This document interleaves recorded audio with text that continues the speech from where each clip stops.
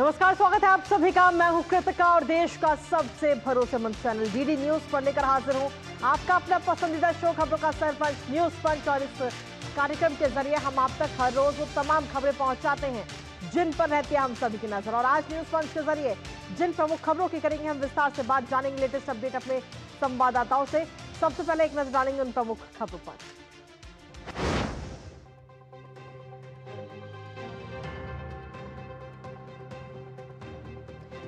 और इसी बीच चलिए सीधा रुख करते हैं इस वक्त लोकसभा का। 140 करोड़ भारतीयों के लिए गर्व और प्रेरणा का स्रोत है। ग्रुप कैप्टन श्री शुभांशु शुक्ला की ये उपलब्धि हमारे युवाओं के लिए बड़ी प्रेरणा है। आज भारत का अंतरिक्ष कार्यक्रम वैज्ञानिक श्रेष्ठता और विशिष्टता से पूरे विश्व में अपनी विशेष पहचान बना चुका है। मैं सभी माननीय सदस्यों से आग्रह करता हूं कि इस महत्वपूर्ण विषय पर व्यापक चर्चा संवाद करें। भारत के अंतरिक्ष कार्यक्रम विज्ञान एवं अनुसंधान के क्षेत्र की उपलब्धियों एवं भावी संभावनाओं पर अपने सकारात्मक विचार भी व्यक्त करें। मैं सभी दलों के नेताओं, माननीय सदस्यों से पुनः आग्रह करता हूं कि वे विकसित भारत 2047 का लक्ष्य प्राप्त करने में सार्थक इस महत्वपूर्ण विषय पर अपने रचनात्मक विचार रखें, जिससे भारत के वैज्ञानिक समुदाय और युवा प्रतिभाओं में भारत की संसद से एक मजबूत संदेश जा सके। मुझे आशा है सभी दल के नेता, सभी दल के माननीय सदस्य इस राष्ट्रीय महत्व के विषय पर अपने विचार व्यक्त रखेंगे, ताकि हम हमारे देश के युवा वैज्ञानिक युवाओं को संसद के माध्यम से नई दिशा जाए, सामूहिकता का एक संदेश जाए। मैं माननीय सदस्यों से आग्रह करूंगा, ये महत्वपूर्ण विषय है,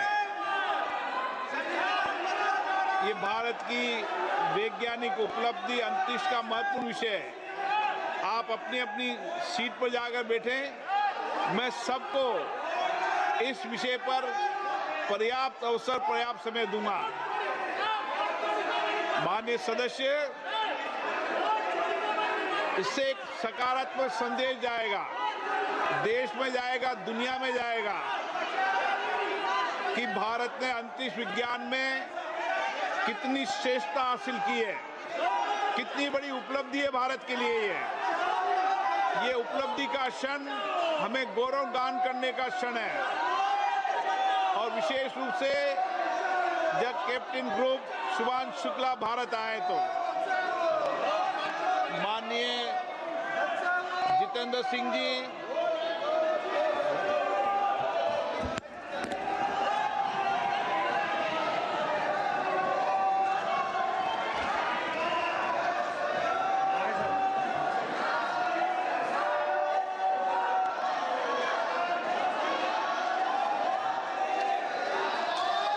आदरणीय अध्यक्ष महोदय, मुझे ये देखकर और ये कहते हुए सदस्यगण, आप सब लोग पीड़ा महसूस हो रही है। बैठिए कि ऐसे आप वक्त सब में लोग आसन पे जाकर बैठिए प्लीज।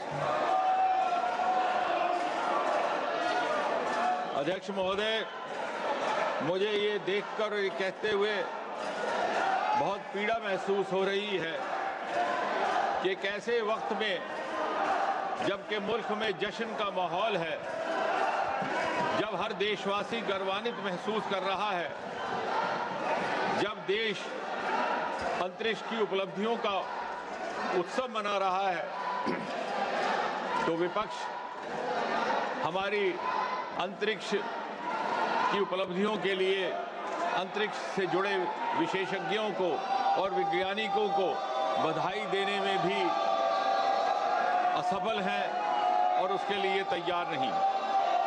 आपकी नाराजगी सरकार के साथ हो सकती है, आपकी नाराजगी भारतीय जनता पार्टी और एनडीए के साथ हो सकती है, परंतु हैरत है आपकी नाराजगी एक अंतरिक्ष यात्री, एक गगन यात्री के साथ भी हो सकती है। और वो एक ऐसा अंतरिक्ष यात्री जो एस्ट्रोनॉट होने के साथ साथ भारतीय वायुसेना का एक अनुशासनबद्ध सिपाही भी है। उसका ताल्लुक ना किसी राजनीतिक दल से है, ना किसी राजनीतिक पार्टी के साथ। आपको बार बार संसदीय मंत्री जी की ओर से अपील की गई, स्पीकर अध्यक्ष जी की ओर से अपील की गई, लेकिन ये अजीब मंजर है अध्यक्ष जी, आप धरती से भी नाराज हैं, आप आकाश से भी नाराज हैं और आज आप अंतरिक्ष से भी नाराज दिखते हैं।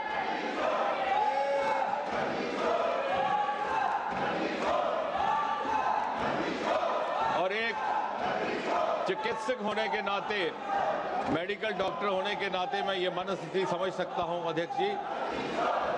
ये नाराजगी उस समय वाक़या होती है जब आदमी हताश होकर जाता है, जब आदमी निराशा से बेहाल हो जाता है, तो वो दर हकीकत नाराजगी किसी और से नहीं होती, नाराजगी अपने आप से होती है।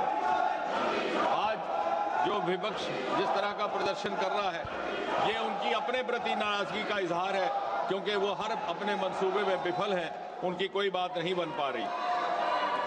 फिर भी मैं अपनी बात रखने से पहले, ताकि कहीं ये संदेश ना जाए कि हमारी ओर से पर्याप्त प्रयास ना हो, पूरी विनम्रता से सर झुका करके ये अपील करूंगा सदन के तमाम साथियों से, विपक्ष वालों से भी, कि यदि आपको सरकार का या देश का लिहाज नहीं तो कम से कम इन अंतरिक्ष की उपलब्धियां प्राप्त करने वाले विशेषज्ञों के लिए आप इस चर्चा में भाग लें, वापस आएं। अहमद फराज का एक बड़ा मशहूर शेर है कि किस किस को सुनाएंगे जुदाई का सबब हम, किस किस को सुनाएंगे जुदाई का सबब हम, तू मुझसे खफा है तो जमाने के लिए आ, और किस किस को सुनाएंगे हम तुम्हारे शोरो गल का सबब, तू मुझसे नाराज है तो सुभाषों के लिए आ। बहरहाल दुनिया किसी के रोकने से नहीं रुकती, बहारें फिर भी आती हैं, बहारें फिर भी आएंगी। विकसित भारत की ये तेज रफ्तार यात्रा यूं ही चलती रहेगी, इसको कोई रोक नहीं सकता। और प्रधानमंत्री मोदी जी के दृढ़ निश्चय और दृढ़ संकल्प को कोई हिला नहीं सकता। Nobody can shaken the courage and courage of conviction of Prime Minister Modi. Having said that, अध्यक्ष जी, आज एक ऐसा वक्त है जब सारा देश जश्न के माहौल में है। हर माँ अपने बच्चे के लिए दुआ करती है कि वो बड़ा होकर के शुभांशु शुक्ला बने, और हर बच्चा ये ख्वाब देख रहा है कि मैं भी बड़ा होकर शुभांशु शुक्ला बनूं। आज दुनिया ने भारत की क्षमताओं के आगे सर झुकाया है। अभी कल ही शुभांशु का इस सफल यात्रा के बाद राजधानी दिल्ली में वापसी हुई है, आगमन हुआ है, और उससे कुछ ही समय पहले ऑपरेशन सिंदूर के द्वारा भारत की अंतरिक्ष में क्षमताओं का प्रदर्शन धरती से आकाश तक देख करके सारे विश्व ने हिंदुस्तान का लोहा माना है। ऑपरेशन सिंदूर के दौरान भी अंतरिक्ष विभाग और स्पेस टेक्नोलॉजी की जो भूमिका रही है, उस भूमिका को निभाने के हेतु जो टेक्नोलॉजी अपनाई गई, वो भी गत 10 वर्षों में मोदी जी की सरकार के आने के बाद ऐसा हुआ। और इस तरह से मुझे यकीन है एक समय आएगा जब ये प्रश्न किया जाएगा इतिहासकारों से कि ऐसा क्यों कर था कि 60-70 वर्ष तक हमारा अंतरिक्ष का विभाग अलग थलग पड़ा हुआ एक सुस्त रफ्तार में काम करता रहा, और जब उसका उस प्रश्न का उत्तर ढूंढा जाएगा तो ये समझ में आएगा कि 26 मई 2014 में जिस दिन मोदी जी ने प्रधानमंत्री के रूप में पदभार संभाला था, एक नए अध्याय का आरंभ हुआ और अंतरिक्ष की इस यात्रा ने गति भी पकड़ी, बल भी पकड़ा, उसको ताकत भी मिली। और दूसरा प्रश्न ये भी पूछा जाएगा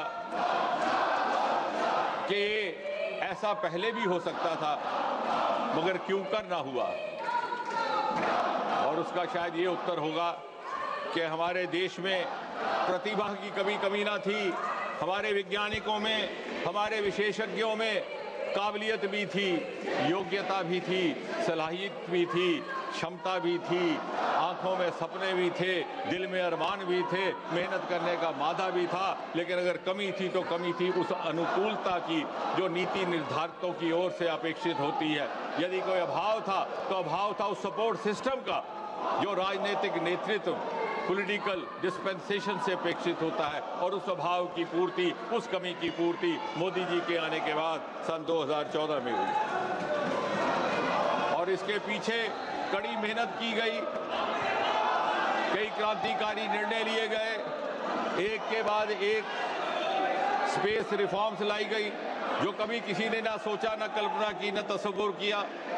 ऐसे ऐसे कदम उठाए गए, अंतरिक्ष के विभाग को प्राइवेट सेक्टर के लिए खोल दिया गया और मीडिया ने उत्साहित होकर के लिखा, Modi has unlocked India space. और ये काम केवल ये सरकार कर सकती है। केवल एक ऐसे प्रधानमंत्री who has the courage of conviction to break the taboos of the past and to take path-breaking decisions and to take out-of-box decisions। देखते ही देखते कुछ एक वर्षों में जहां हमारी स्पेस इकोनॉमी केवल नाम मात्र हुआ करती थी, आज $8 बिलियन तक जा पहुंची है और इतनी तेज रफ्तार में उसकी प्रगति हो रही है कि आंकड़ा ये दर्शाता है कि आने वाले 8-10 वर्षों में इसमें लगभग 5-6 गुना वृद्धि होगी। हम $45 बिलियन तक पहुंच करके देश की अर्थव्यवस्था में एक प्रमुख भूमिका निभाने के लिए तैयार होंगे।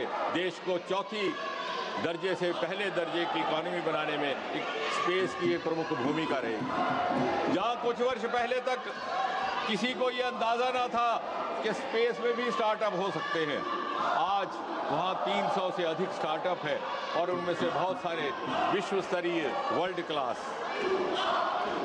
आपको ये जान करके दिलचस्पी होगी कि इसरो की विधिवत औपचारिक स्थापना सन 1969 में हुई थी और ये वो साल था जब अमेरिका ने चांद की धरती पर पहला मानव उतारा था और हमारा अभी जन्म हो रहा था। लेकिन आज चांद की धरती पर पानी अथवा जल के होने का प्रमाण हमारा चंद्रयान लेकर आया है और विश्व को मानव जीवन की संभावनाओं को परखने के लिए प्रेरित किया है। आज चांद के सदर्न पोल पर पहुंचने वाला हमारा मिशन चंद्रयान 3 है।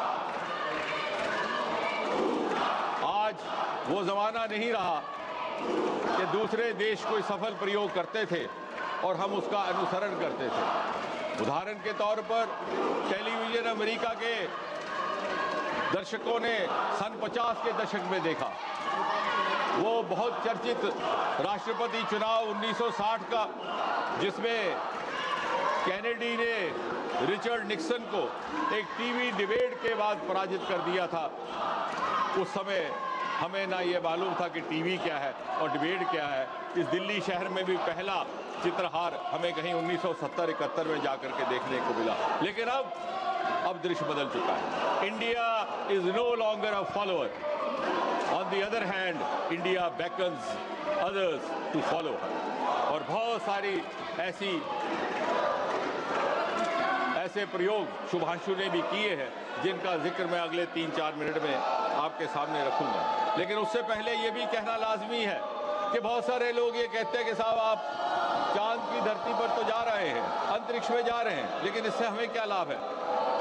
I have the confidence to say that India has produced a unique model of using or applying space technology for the ease of living, for infrastructure projects, for development projects. Today, space technology has entered each and every household in India. आप गति शक्ति जैसे हमारे portal आज विश्व स्तरीय हैं, global model बन चुके हैं।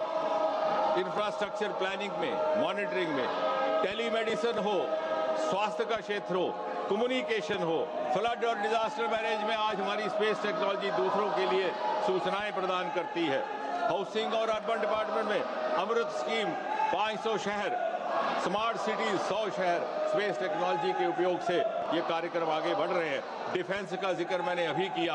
ऑपरेशन सिंदूर ने हमारी स्पेस टेक्नोलॉजी की डिफेंस की क्षमताओं को पाकिस्तान की धरती पर प्रमाणित करने का अवसर दिया और उस अवसर का बखूबी फायदा लिया गया।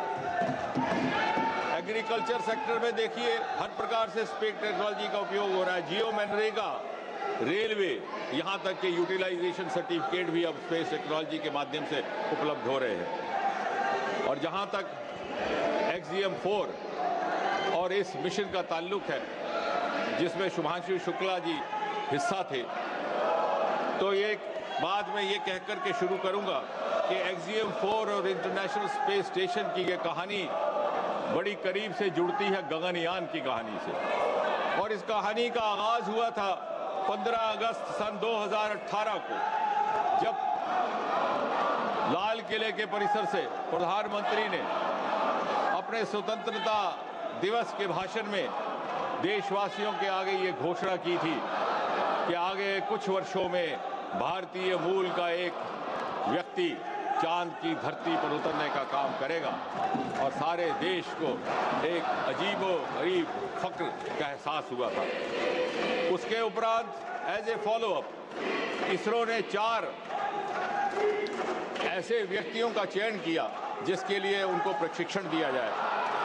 उसमें ग्रुप कैप्टन प्रशांत गोपालकृष्णन नायर, ग्रुप कैप्टन अंगत, ग्रुप कैप्टन कृष्णन और विंग कमांडर शुभांशु शुक्ला जो अब ग्रुप कैप्टन बन चुके हैं और जिनके नाम का उल्लेख अध्यक्ष जी ने भी किया। और इनका प्रशिक्षण प्रारंभ हुआ और फरवरी 2024 में prime minister awarded these 4 potential astronauts with wings at the Vikram Sarabhai space centre, जब प्रधानमंत्री जी का वहां विजिट हुआ। लेकिन फिर एक ऐसा मोड़ आया। प्रधानमंत्री जी वाशिंगटन डीसी के दौरे पर थे सन 2023 में और चर्चा के दौरान ये पेशकश आई कि इंटरनेशनल स्पेस मिशन पर जो उनके एस्ट्रोनॉट जा रहे हैं उनके हमरा एक हिंदुस्तानी भी जाए, तो क्या ही अच्छा हुआ। और पहली बार प्रत्यक्ष रूप से भारतीय अंतरिक्ष विभाग और उसके साथ जुड़े हुए लोगों की क्षमताओं की मान्यता अमेरिका की धरती पर की जा रही थी, देश भर के अलावा विदेशों में की जा रही थी। और इस प्रकार इस मिशन का हिस्सा बनने के लिए शुभांशु शुक्ला और उनके साथ ग्रुप कैप्टन प्रशांत एज बैकअप ह्यूस्टन पहुंचे। इसमें एक बात और भी जोड़नी अहम है कि इसमें भारत की ओर से लागत, इस समय मैं अंतरिक्ष में खड़ा हूं, ये पोस्टर मेरे तक पहुंचेगा नहीं।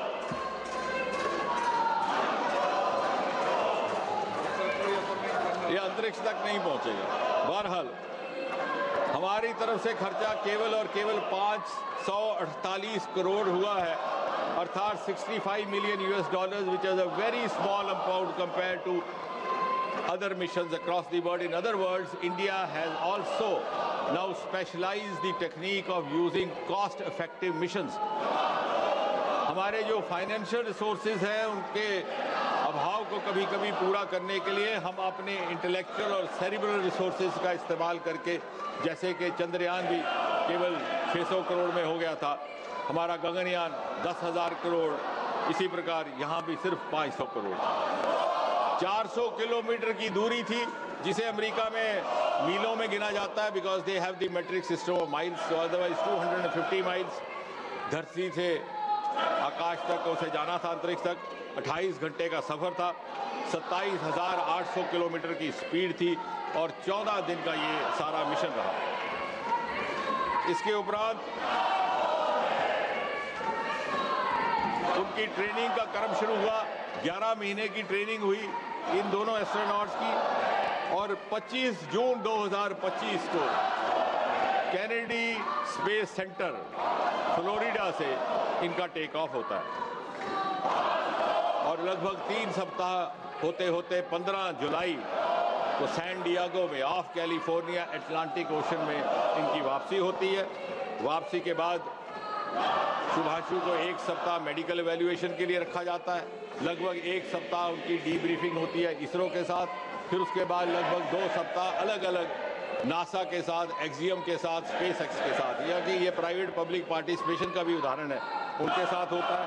और आखिरकार 13-14 तारीख को वो वापसी की तैयारी करते हैं और दिल्ली उनका आना 17 अगस्त को होता है। इसमें ये बात बड़ी महत्वपूर्ण जोड़नी है कि जो हमारे 4 वैज्ञानिक थे, 4 एस्ट्रोनॉट थे, जिनकी हेड एक 65 वर्षीय महिला थी, पेगी विल्सन, उसके अतिरिक्त एक पोलैंड के थे स्लॉस और एक हंगरी के थे टिबर कापू। लेकिन सबसे महत्वपूर्ण भूमिका और सबसे महत्वपूर्ण काम शुभांशु शुक्ला पर दिया गया था। ये हमारी क्षमताओं का विश्वसनीयता थी। शुभांशु शुक्ला पायलट भी थे। शुभांशु शुक्ला ने वो काम किया जो दर हकीकत एक बायोटेक्नोलॉजिस्ट का करना था। मैं परसों जब उनसे मिला तो मैंने कहा, शुभांशु, हमने तो आपको इतना ट्रेन कर दिया कि अब आप बायोटेक्नोलॉजिस्ट भी बन सकते हैं, क्योंकि वो ऐसे एक्सपेरिमेंट्स थे जो लाइफ साइंसेज के साथ ताल्लुक रखते थे, एग्रीकल्चर के साथ ताल्लुक रखते थे, प्लांट बायोटेक्नोलॉजी के साथ ताल्लुक रखते थे। लेकिन वहाँ पर किसी डॉक्टर का जाना शायद इतना आसान ना था, क्योंकि उसके लिए ये रिक्वायर एक्लिमेटाइजेशन ट्रेनिंग। और इसलिए Shubhanshu prove to be a very good learner. कुछ ही समय में उन्होंने वो सारे प्रयोगों का प्रोसीजर समझ लिए, ग्रहण कर लिए और बड़ा बेखूबी से उन्हें निभाया। इन जो भी प्रयोग हुए हैं ये मुख्य तौर पर 6 श्रेणियों में बांटे जा सकते हैं। 2 प्रयोग हैं जो लाइफ साइंसेज को लेकर के, यानी वहां पर मसल्स का डिस्फंक्शन हो जाता है, वेस्टिंग हो जाती है, जिसे biogenesis studies, how to preserve the muscle function, how to strategise recovery.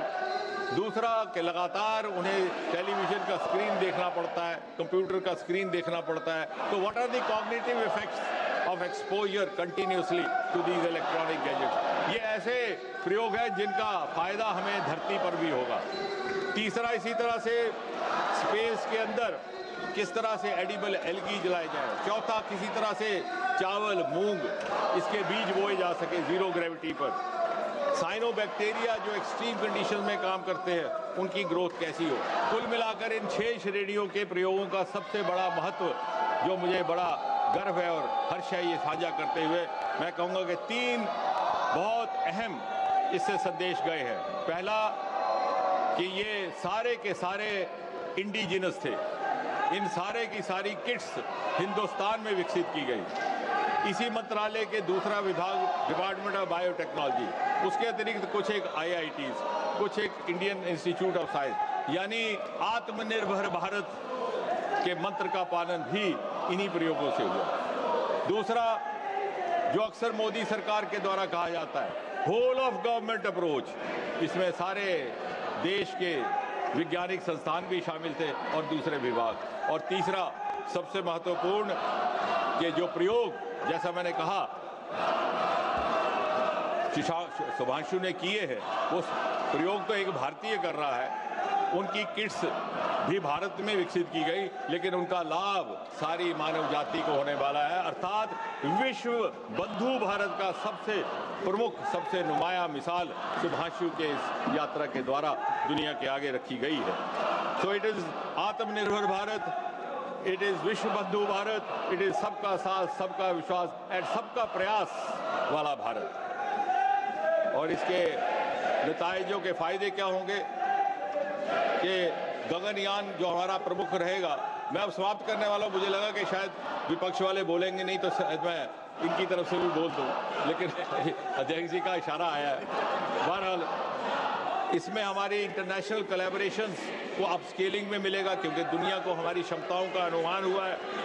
हमारी बहुत सारी डॉकिंग अनडॉकिंग की कैपेबिलिटीज है। जब हमारा अपना इंटरनेशनल स्पेस स्टेशन होगा उसके लिए काम आएंगे।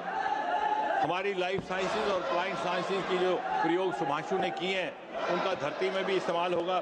मैं अपनी बात समाप्त करने से पहले मैं केवल ये कहूँ, कोई बात नहीं, मैं समाप्त करने से पहले केवल ये कहूँगा कि आने वाले समय में ये एक बड़ा महत्वपूर्ण साल हमारा इसलिए रहा कि 2024 का समापन हुआ था स्पेडेक्स मिशन के साथ डॉकिंग अनडॉकिंग, और 2025 का आगाज हुआ नेविक, जो हमारी नेविगेशन मिशन थी। और अभी हाल ही में हमारा इसी सत्र के दौरान नाइसर का एक लॉन्च रहा है, जो हर 12 दिन के बाद धरती के चित्र खींचेगा एक मिनट तक। 2026 में हमारा वायु मित्र फाइनल रिहर्सल होगा। 2027 में पहला मानव हिंदुस्तानी अंतरिक्ष में जाएगा, गगनयान। 2035 में भारतीय अंतरिक्ष स्टेशन, और 2040 में एक भारतीय चांद की धरती पर कदम रखेगा। और इसलिए मैं ये कहते हुए यकीन भी है और गर्व भी कि मोदी जी के संकल्प के विकसित भारत की सिद्धि 2047 से होने से कुछ साल पहले ही एक भारतीय चांद की धरती पर पहुंच करके विकसित भारत की घोषणा अंतरिक्ष में चांद पर करने वाला है। He will herald the coming of the विकसित भारत ऑफ 2047। धन्यवाद जी। Thank you honourable minister. माननीय सदस्यगण, एक महत्वपूर्ण विषय पर सदन में चर्चा चल रहा है। सभी सदस्यों का इस चर्चा में भाग लेने का हिस्सा भी है और जरूरत भी है। कृपया अंतरिक्ष विज्ञान के विषय पर जो महत्वपूर्ण भारत ने उपलब्धियां हासिल की है उस चर्चा को पूरे देश के जनता तक पहुंचाना हम सभी सांसदों का महत्वपूर्ण भूमिका होता है। कृपया आप अपने सीट पर जाके बैठिए। At least please allow to discuss the important space science achievement by Bharat by Sudhanshu ji. Please sit it. We should continue the discussion. Please allow.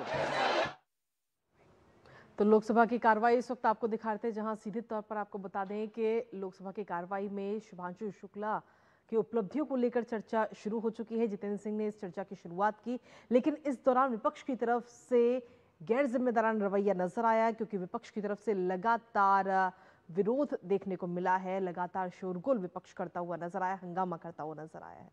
नजर इस पर लगातार बनी रहेगी, लेकिन इसी बीच रुकेंगे एक छोटे से ब्रेक के लिए।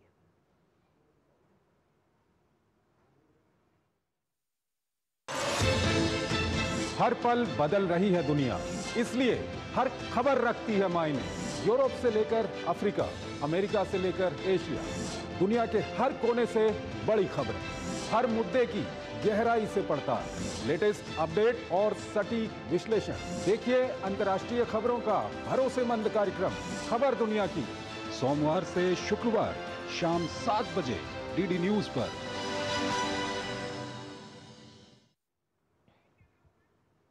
और ब्रेक के बाद एक बार फिर से स्वागत है आप सभी का। वापस रुक करेंगे न्यूज पंच का और सबसे पहले एक नजर डालेंगे आज की प्रमुख 3 खबरों पर।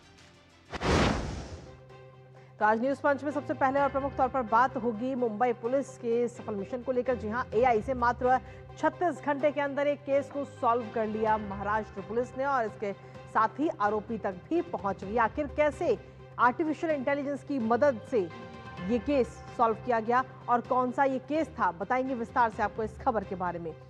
लेकिन इसके साथ ही जो दूसरी प्रमुख खबर है वो भी आपको बता दें, जहां रसोई के तेल से अब जो रसोई का बचा हुआ तेल होता है उससे अब विमान उड़ता हुआ नजर आएगा। आखिर कैसे होगा ये सब चीज, बताएंगे विस्तार से आपको, और इसकी जिम्मेदारी किसके पास है बताएंगे विस्तार से आपको। लेकिन इसके साथ ही जो तीसरी प्रमुख खबर है वो भी आपको बता दें कि अब मोटापा जो है वो महामारी बनता हुआ नजर आ रहा है। इस वक्त भारत की अगर हम बात करें तो ये सबसे चिंतित विषय है। खुद प्रधानमंत्री नरेंद्र मोदी इस विषय पर चिंता जाहिर कर चुके हैं। तो ऐसे में बहुत ज्यादा जरूरी है कि इस पर ध्यान दिया जाए समय रहते ही। बताएंगे इसके प्रमुख बिंदु इस खबर से जुड़े हुए। तो चलिए शुरुआत करते हैं आज के न्यूज पंच की प्रमुख खबर के साथ। रक्षाबंधन के दिन नागपुर में एक दर्दनाक हादसा हुआ।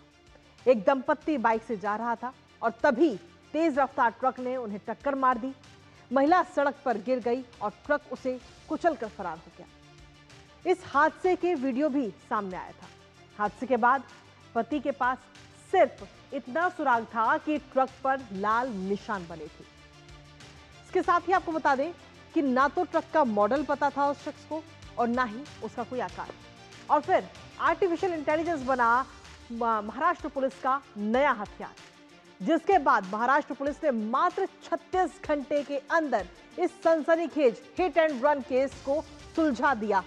नागपुर पुलिस ने 700 किलोमीटर दूर जाकर उत्तर प्रदेश में जाकर ट्रक चालक को हिरासत में लिया है।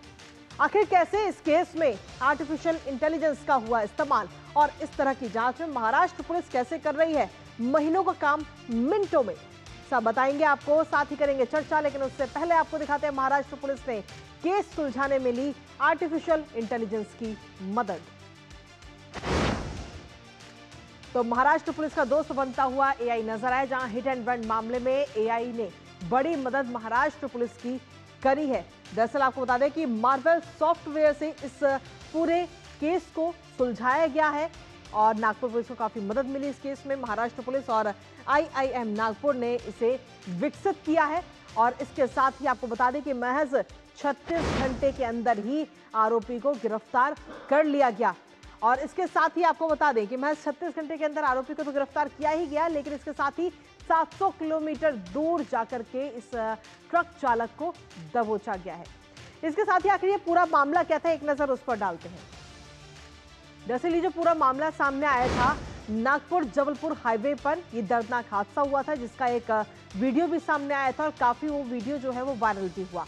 और उस दौरान आपको बता दें कि ट्रक ड्राइवर ने बाइक सवार दंपत्ति को टक्कर मारी और टक्कर मारने के बाद में वो ट्रक रुकता नहीं है, बल्कि हादसे के बाद में ट्रक के साथ ड्राइवर भी मौके से फरार हो गए। इस हादसे में पत्नी की मौके पर ही मौत हो गई। पुलिस ने शिकायत दर्ज करके पूरी जांच शुरू की, कार्रवाई शुरू की, जिसके बाद इस शख्स के पास पुख्ता जानकारी भी नहीं थी, क्योंकि ना तो ट्रक का नंबर उसे पता था, ना उसका कोई मॉडल पसंद उसको पता था।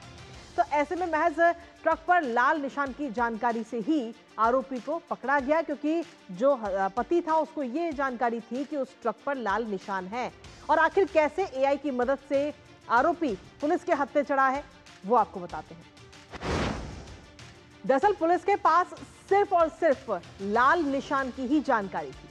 पुलिस ने 4 टोल बूथों के घंटों लंबे सीसीटीवी फुटेज को खंगालना शुरू किया।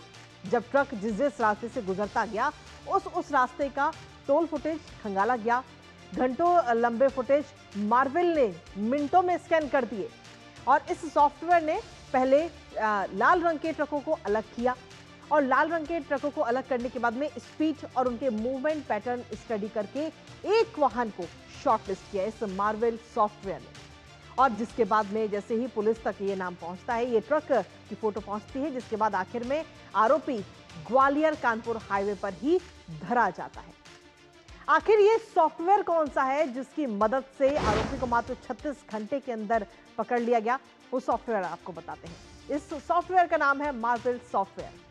CCTV footage, toll plaza data का पूरा विश्लेषण ये सॉफ्टवेयर करता है। संदिग्ध वाहन और व्यक्तियों की पहचान करने में काफी मददगार ये सॉफ्टवेयर साबित हुआ है अभी तक। इसके साथ ही जो कम गुणवत्ता वाले फुटेज होते हैं, जो ज्यादा क्लियर नहीं होते हैं, उनको भी हाई क्वालिटी में बदलने में ये सॉफ्टवेयर जो है वो सक्षम है। कई दिनों का काम जो है मिनटों में मार्वल सॉफ्टवेयर कर देता है। वाहन का रंग, नंबर प्लेट और मॉडल से वाहन की पहचान करने में सक्षम है और बड़ी आसानी से पहचान कर लेता है मिनटों के अंदर, जो काम हमें महीनों लगते थे पुलिस को। इसके साथ ही भीड़ में चेहरा और अन्य बारीक डिटेल्स तक ट्रैक करने में मार्वल सॉफ्टवेयर जो है वो सक्षम है। और इसी पर ताज़ा अपडेट लेंगे अपने संवाददाता से, लेकिन उससे पहले आपको दिखाते हैं कि पुलिस की तरफ से इस पूरे मामले को लेकर और इस पूरे मामले को सुलझाने के बाद में क्या कुछ कहा गया। इसको डिटेक्ट करने के लिए नागपुर ग्रामीण पुलिस ने 3 अलग अलग टोल नाकाज का जो वीडियो है वो हम लोगों ने कलेक्ट किया और आर्टिफिशियल इंटेलिजेंस के जरिए इसे हम लोगों ने एनालाइज किया। इसमें आर्टिफिशियल इंटेलिजेंस के 2 अलग अलग एल्गोरिदम्स यूज किए गए। इसमें जो पहला एल्गोरिदम था उसका काम था कि जो 12 घंटे के वीडियो में जो भी ट्रक्स जिन पे लाल रंग के मार्किंग वाले दिख रहे हैं उनको आइडेंटिफाई करना, और दूसरा एल्गोरिदम का काम था कि ये लाल वाले ट्रक्स जो हैं इनका एवरेज स्पीड कैलकुलेट करके उसमें अगर कोई अनोमली दिखता है उसके आधार पर आइडेंटिफाई करना कि ये ट्रक पॉसिबल है जिसने एक्सीडेंट किया है। ये डेटा ट्रायंगुलेशन के बाद एक ट्रक निष्पन्न हुआ जो कि उत्तर प्रदेश का था। देवलापार की एक टीम उत्तर प्रदेश के लिए रवाना की गई और उन्होंने नागपुर से तकरीबन 700 किलोमीटर की दूरी पर इस ट्रक को पकड़ा और आरोपी को। तो मार्वल सॉफ्टवेयर की मदद से किस तरीके से जो महीनों का काम था, घंटों लंबी जो फुटेज आई थी, सीसीटीवी फुटेज, उसको खंगालने का काम मिनटों में इस सॉफ्टवेयर ने किया है और उसकी पूरी जानकारी पुलिस की तरफ से दी गई। ताज़ा अपडेट लेंगे हमारे साथ हमारे सहयोगी योगेश शीतल इस वक्त जुड़ रहे हैं, सीधा उन्हीं का रुख करेंगे। योगेश, आर्टिफिशियल इंटेलिजेंस की मदद आज की तारीख में हर कोई लेता हुआ नजर आ रहा है, लेकिन पुलिस के लिए ये काफी मददगार भी साबित हो रहा है। साथ ही जिन केसों को, जिन मामलों को सुलझाने में महीनों लग जाते थे, उनको अब ये वो काम मिनटों में सुलझा देता है और मात्र 36 घंटे के अंदर 700 किलोमीटर दूर बैठे आरोपी को भी हिरासत में ले लिया जाता है इसकी मदद से। देखिए कृतिका, जो महाराष्ट्र के मुख्यमंत्री देवेंद्र फडणवीस वो नागपुर से ही बिलोंग करते हैं और उन्होंने एआई को लेकर काफी स्टेप्स लिए हैं। मसलन अगर आप देखें तो मुंबई, पुणे और नागपुर, इन 3 जगहों पर बेसिकली जो है माइक्रोसॉफ्ट के साथ एमओयू साइन किया गया है और उसके आधार पर ये पूरा का पूरा कॉन्सेप्ट जो है वो लगाया गया है। ज्योग्राफिकल इंफॉर्मेशन सेंटर हो, आप जीआईएस ले लीजिए, या फिर मार्वल जो आपने कहा, बेसिकली मार्वल जो है उसका एक्रोनिम किया गया है। अगर आप नाम देखें, मॉनिटरिंग है, ए फॉर अकाउंटेबिलिटी है, इसी तरीके से जो है अलग अलग टर्म्स हैं। आर फॉर जो है रेगुलेशन है, वी फॉर विजिलेंस है, ई फॉर एनफोर्समेंट है और एल फॉर लीगलिटी है। तो ये पूरे टर्म्स का बेसिकली वो एक्रोनिम है और उसके तहत जो है एडमिनिस्ट्रेशन सिर्फ ये, क्योंकि हालांकि देवेंद्र फडणवीस जो है वो गृह मंत्री भी है यहाँ पर, सिर्फ गृह मंत्रालय या जो सीएम का पोर्टफोलियो वो नहीं, बल्कि हर एक जो एडमिनिस्ट्रेशन डिपार्टमेंट है हर जगह मार्वल को यूज किया जा रहा है, ताकि जो एक तो करप्शन है, करप्शन की शिकायतें हैं, क्राइम रिलेटेड जो डिटेक्शन का प्रोसेस है उसको किस तरीके से स्मूथ किया जाए। तो कई सारे स्टेज पे जो है एआई की मदद ली जा रही है ताकि जो पब्लिक डिलीवरी सिस्टम है उसको स्ट्रॉन्ग किया जाए, उसको रिलायबल किया जा सके और जो एक्सेसिबल जो जिसको हम बोलते हैं कि लोगों के लिए है वो है। ये जो रविवार की घटना हुई, ये एक कह सकते हैं कि बहुत बड़ा एक लैंडमार्क रहा अचीवमेंट के मामले में, क्योंकि जिस तरीके का डिसअपॉइंटमेंट दिखा था अमित यादव और ग्यारसी यादव का ये पूरा मामला है, जो वो वहां पे पेश की तरफ से निकले थे, वहां पे दुर्घटना हुई और वो इतना नर्वस थे, क्योंकि देखिए जो इमोशनल ट्रॉमा होता है, हमने रिसेंटली नवी मुंबई के जुही नगर में भी देखा था, जहाँ पे अनूप नायर का मामला देखा था। 2022 से वो लड़का, वो आदमी जो था वो घर में बंद था, काफी डिप्रेशन में था, उससे हम लोगों ने स्टोरी भी की थी। उसी तरीके से अगर आप देखें तो वो आदमी काफी डिप्रेशन में था, काफी डिसअपॉइंटमेंट था। जब उसको रोकने के लिए कहा गया तो वो रुका भी नहीं, इतना घबराया हुआ था। लेकिन बाद में पुलिस ने सिंपैथेटिकली ह्यूमैनिटेरियन तरीके से कहें तो पूरे मामले को हैंडल किया और एआई का जो एल्गोरिदम है पूरा, उस एल्गोरिदम के आधार पर, जैसा कि आपने अपने एंकर में भी कहा कि एल्गोरिदम के आधार पे पहले शॉर्टलिस्ट किया कि कौन सी गाड़ी है जिसका जिस तरीके से जो कोड होता है वो डाला गया और उस आधार पे डिटेक्ट किया गया। अगर आप देखें तो एआई को लेकर महाराष्ट्र में काफी इनिशिएटिव्स लिए गए हैं और यहाँ ही नहीं, अगर आप जब वेब समिट, जब एमआईबी का वेब समिट हुआ था जो कि मुंबई में हुआ था, कुछ समय पहले ही हुआ था, उसमें भी एआई को लेकर बहुत सारे जो है अलग अलग सेगमेंट्स किए गए थे। तो केंद्र पे और साथ में केंद्र के साथ साथ राज्यों में भी एआई को लेकर काफी ज्यादा जो है मर्जिंग किया जा रहा है, जो एडमिनिस्ट्रेटिव थिंग्स होती है, जो मशीनरी होती है उसके साथ, ताकि डिलीवरी, लॉ एंड ऑर्डर और जो भी एस्पेक्ट्स होते हैं एक अच्छे गवर्नेंस के, उसको सही तरीके से जो है वो उसको डिलीवरी जो है वो लोगों के लिए वो की जाए। जी चलिए, बहुत बहुत शुक्रिया योगेश तमाम जानकारी और अपडेट्स हमारे साथ साझा करने के लिए। लेकिन सीधे तौर पर अगर हम देखें तो महाराष्ट्र पुलिस के लिए आर्टिफिशियल इंटेलिजेंस इस वक्त काफी मददगार भी साबित होता हुआ नजर आया, लेकिन वहीं दूसरी तरफ अपराधी के लिए काल बनता हुआ भी दिखाई दे रहा है। फिलहाल बहुत बहुत शुक्रिया योगेश। और इसी के साथ चलिए अब दूसरी प्रमुख खबर का रुख कर लेते हैं।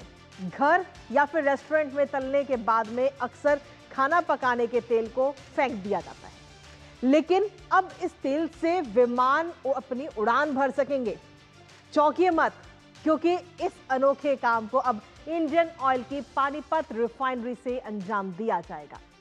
यहां पर इस्तेमाल किए गए खाने के तेल को जेट ग्रेड फ्यूल यानी विमान ईंधन में बदला जाएगा और इसके लिए पानीपत रिफाइनरी को सस्टेनेबल एविएशन फ्यूल यानी SAF बनाने का सर्टिफिकेट भी मिल चुका है। दरअसल सतत विमानन ईंधन को केंद्र सरकार प्राथमिकता से प्रमोट कर रही है।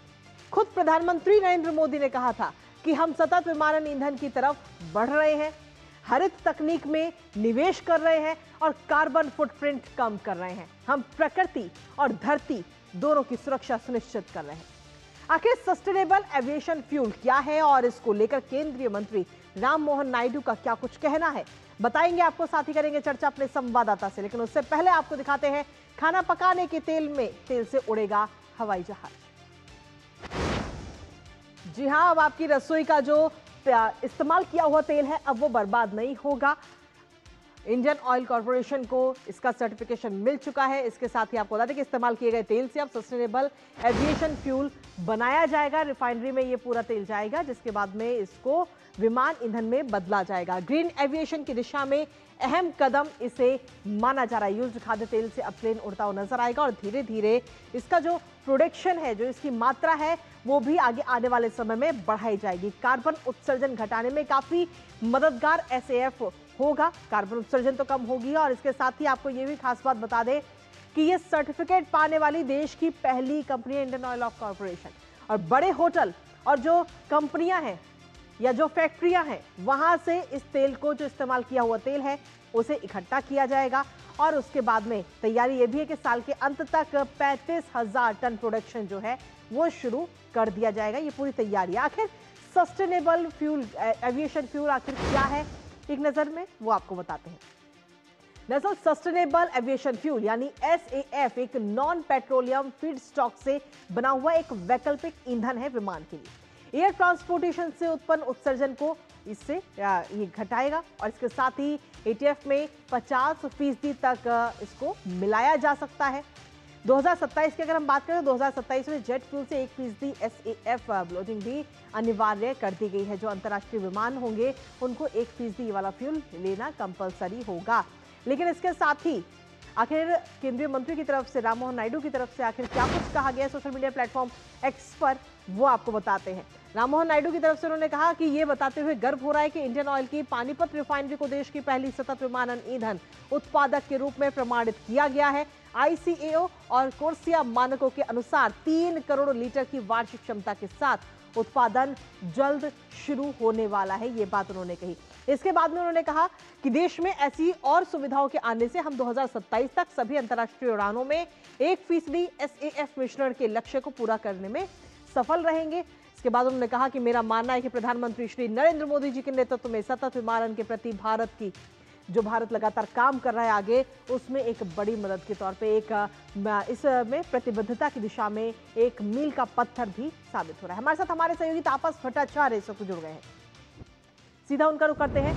तापस, देखिए हैरानी वाली बात तो है ही, लेकिन विश्वास भी बहुत जरूरी है इसमें करना और बहुत सारे हमारे व्यूअर भी होंगे जो इसको काफी सरल भाषा में इसको समझना चाहेंगे कि आखिर जो तेल का हम घर में इस्तेमाल करने के बाद में उसे फेंक देते हैं, उसका कैसे इस्तेमाल किया जा सकता है विमान को उड़ाने में। देखिए, इसमें अचंभा होने की कोई ज़रूरत नहीं। अगर हम गन्ने के रस से या उसके मोलासिस से अगर हम इथेनॉल बना सकते हैं और इथेनॉल ब्लेंडिंग कर सकते हैं तो ये तो तेल है और वो तेल वो वाला तेल है जो आप यूज़ कर चुके हैं, यानी कि अब वो तेल खाने में प्रयोग नहीं हो सकता, वो फेंक दिया जाता है। अब उसको जैसे इंडियन ऑयल का जो पानीपत रिफाइनरी है उसको कोर्सिया का एक सर्टिफिकेशन मिला। कोर्सिया यानी carbon reduction scheme for international aviation. ये इसलिए इंपॉर्टेंट है, मैं आपको बताना चाहूँगा कि हम लोग हमेशा बात करते हैं कि 2070 में भारत को कार्बन नेट जीरो बनना है और उसके लिए हम लोग जैसे 20% अभी इथेनॉल ब्लेंडिंग कार्स में या जो गाड़ियों में हो रही है, तो ये तो हम लोग कार और अलग जगह बात करें, लेकिन जो एविएशन जो है यानी जो विमान का जो पूरा क्षेत्र है वहाँ पे इस वक्त इतना ज़्यादा इंपॉर्टेंस नहीं दिया जा रहा था। लेकिन अब इससे ये जो इथेनॉल ब्लेंडिंग जो की जा रही है और ये तेल जो घर का जो तेल है और जो फैक्ट्री का तेल या कंपनी का जो तेल है जो फेंकने जा रहा है, उसको अगर वो लेते हैं उससे वो जो इथेनॉल ब्लेंडिंग की जा रही है वो इस तरीके से की जाएगी कि वो जो आपके प्लेन्स हैं, जो एविएशन इंडस्ट्री में जो खासतौर से जो बड़े कंपनीज है, जैसे आपने कहा बोइंग है, दूसरे कंपनीज हैं, इनके जो प्लेन्स हैं वो उनमें यूज किया जाता है। इस वक्त अभी जो इंटरनेशनल जो हमारे भारत का खुद का हम लोगों ने बायोफ्यूल का एक हम लोगों ने बनाया हुआ था, तो उसमें नेशनल बायोफ्यूल कोऑर्डिनेशन कमेटी थी, उन्होंने ये डिसीजन लिया था कि 2027 तक 1% और 2028 तक 2% ये सस्टेनेबल एविएशन फ्यूल में ब्लेंडिंग की जाएगी।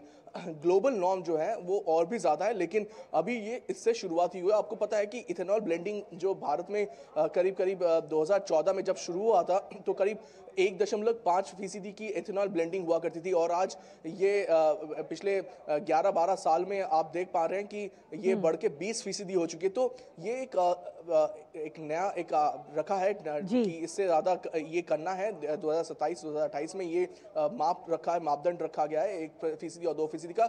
हम एक्सपेक्ट कर रहे हैं कि ये और ज़्यादा बढ़ेगा, और ये इस तरीके की, जैसे इंडियन ऑयल का ये पानीपत रिफाइनरी है, ये इन्होंने पहले भी अग्रणी भूमिका निभाई थी इथेनॉल ब्लेंडिंग में, और अलग तरीके के ब्लेंडिंग में हमने देखा था प्रधानमंत्री खुद 2G जो इथेनॉल ब्लेंडिंग का जो प्रोग्राम था उसमें इन्होंने बहुत अहम भूमिका निभाई थी। प्रधानमंत्री खुद इसका उन्होंने ओपनिंग की थी। तो ये इंपॉर्टेंट ये है कि यहाँ से और इनोवेशन हो रहा है, और हम एक्सपेक्ट करें कि अगले कुछ सालों में और ज़्यादा इनोवेशन और अलग तरीके से हम किया जाएगा। जैसे मैंने कहा कि अभी जो मापदंड है कि 1% 2027 तक और 2028 तक 2% करने का, इसका रीजन जैसे मैंने बताया कि कोर्सिया का जो मैंने भी बताया कि कार्बन न्यूट्रल जो बना, यानी कि आगे आने वाले समय में जो अभी 1% रखा है, इसको और आगे बढ़ाया जा सकता है। फिलहाल पूरी तैयारियां हैं कि इसका उत्पादक किस तरीके से और ज्यादा बढ़ाया जाए। बहुत बहुत शुक्रिया तापस, तमाम जानकारी हमारे साथ साझा करने के लिए, इस खबर से जुड़ी हुई।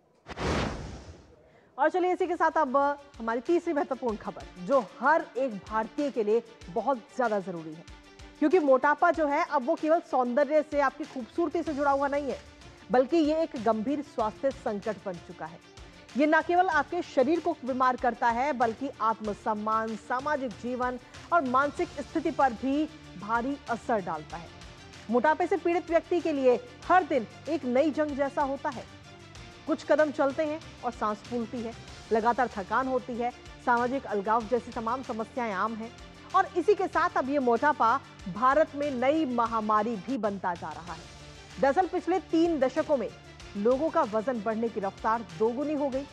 हर चौथा शहरी व्यक्ति इसकी चपेट में है। खुद प्रधानमंत्री नरेंद्र मोदी ने इस बात पर चिंता जाहिर की, और चिंता का विषय ये इसलिए है क्योंकि मोटापा कई जटिल बीमारियों की जड़ बन सकता है। आखिर तेल खपत में कितनी रिकॉर्ड बढ़ोतरी दर्ज की गई और WHO के मानक क्या कुछ कहते हैं, बताएंगे आपको। साथ ही करेंगे चर्चा अपने संवाददाता से, लेकिन उससे पहले आपको दिखाते हैं संकट बन रहा मोटापा।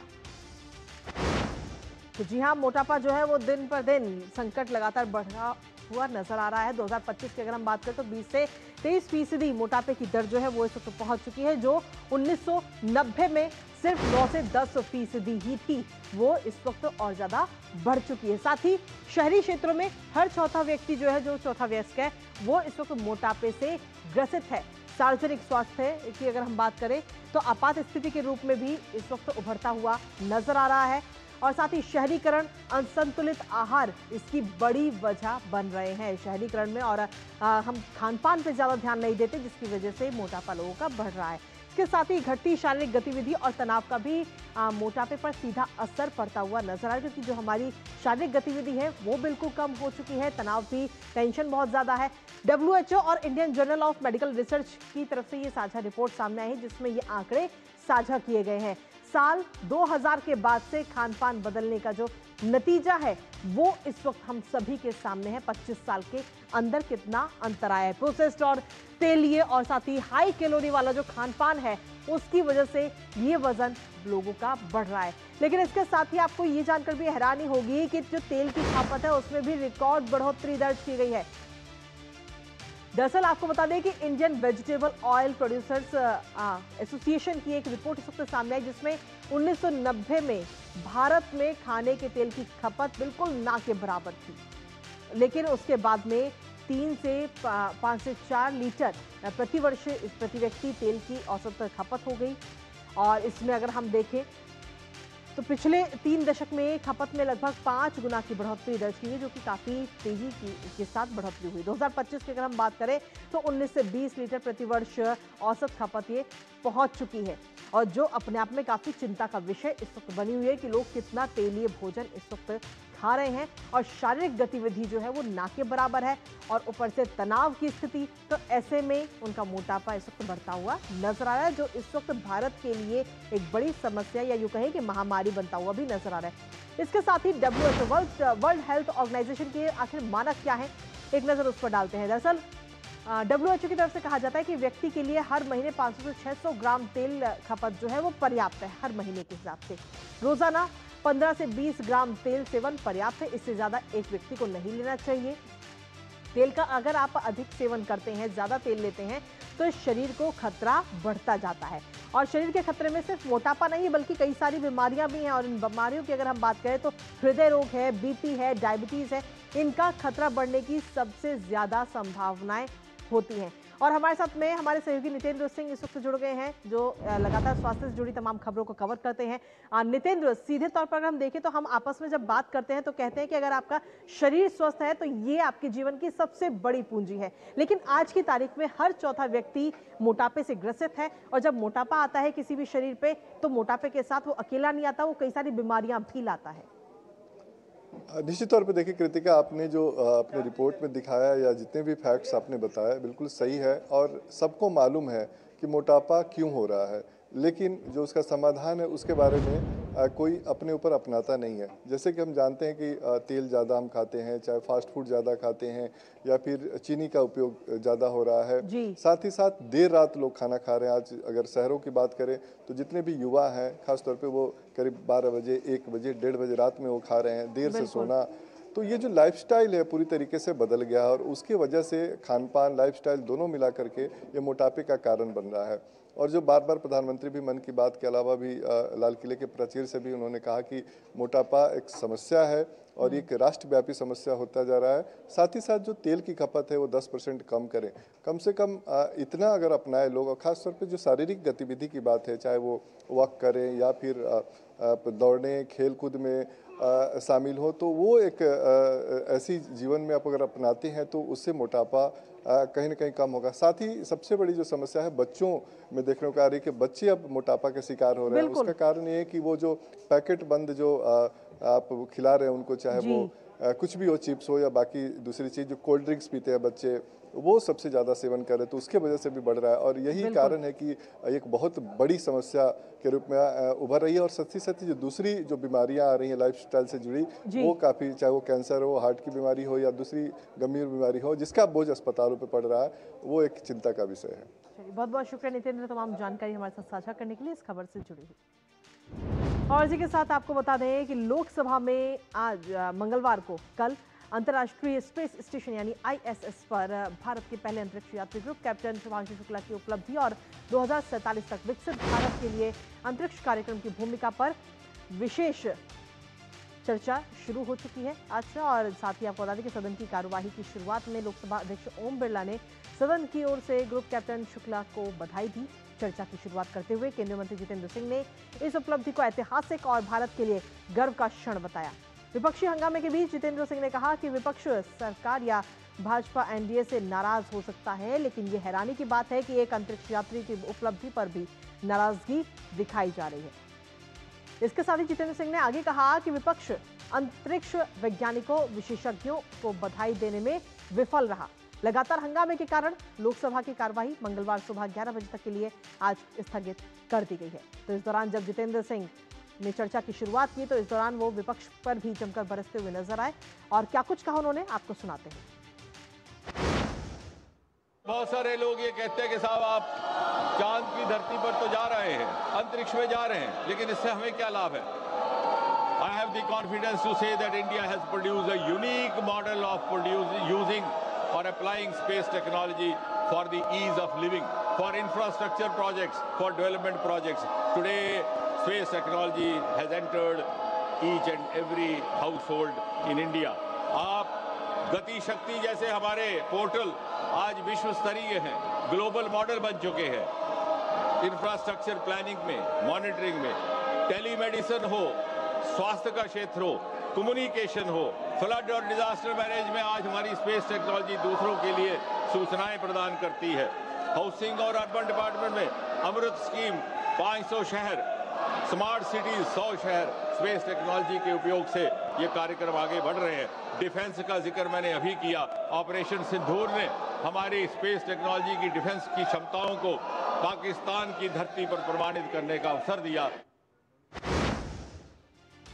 तो ये तो बात रही लोकसभा की, लेकिन वहीं दूसरी तरफ राज्यसभा में विपक्ष के हंगामे और विपक्ष के नेता मल्लिकार्जुन खड़गे के बयान पर केंद्रीय मंत्री और सदन के नेता जेपी नड्डा ने कहा कि जिन मुद्दों को सदन में रखा गया है सिर्फ उन पर ही चर्चा होनी चाहिए। इस दौरान उठाए सभी अन्य मुद्दों को सदन की कार्यवाही से बाहर निकाला जाना चाहिए।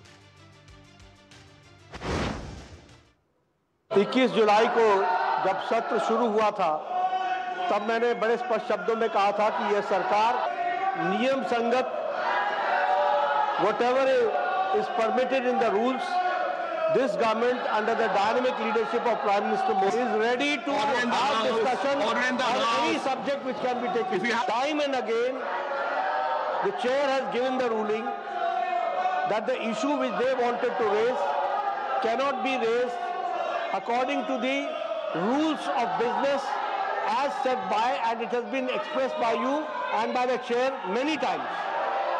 They have got no interest in discussion, and I would like to bring on record. Let's have order in the house. That they have wasted. Let's have order in the house. 69 hours, 1 minute of this house. 69 hours have been wasted. तो सीधे तौर पर अगर हम देखें तो जब से सदन का ये मानसून सत्र शुरू हुआ है तभी से लगातार विपक्ष की तरफ से यह हंगामा किया जा रहा है, कभी किसी मुद्दे पर तो कभी किसी मुद्दे पर, और वही तस्वीर आज भी सदन में नजर आई, चाहे बात लोकसभा की हो या फिर राज्यसभा की। और इसी के साथ फिलहाल न्यूज पंच में मुझे और हमारी पूरी टीम को दीजिए अनुमति। कल सुबह 10:30 बजे फिर होगी आपसे मुलाकात कुछ और महत्वपूर्ण खबरों के साथ। तब तक के लिए नमस्कार।